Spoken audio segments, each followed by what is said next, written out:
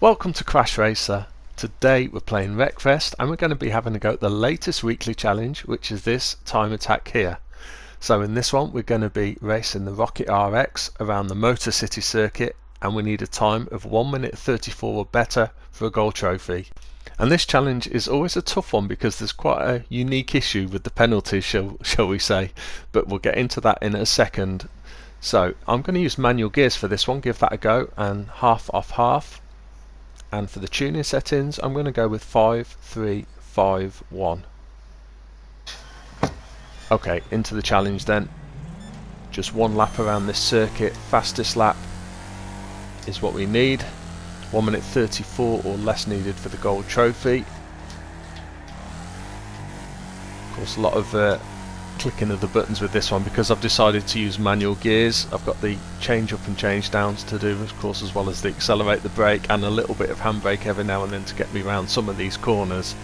But as I was saying, yeah, this is a really tough challenge because there's some very unfair, I think, penalties that are given. I mean, this track is surrounded by barriers, so it's not as if you can cut the corners as such, but even cutting over some of these curbs on the inside, which is of course what you'd normally do, can give you a penalty, and it's not consistent either. So that corner there, it seems like you can cut that corner quite a lot, but this corner here in particular, if you cut this corner at all, and I say cut, you can't cut the corner, there's barriers, but if you go over that curb you'll get a penalty. Even if you run wide sometimes and hit the barrier on the outside, you'll find yourself getting a penalty.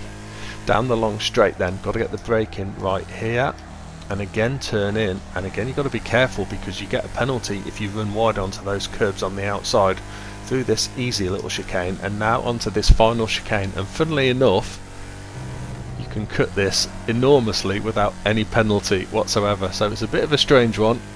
And we are through for my fastest lap time so far, which is a 1:23.983.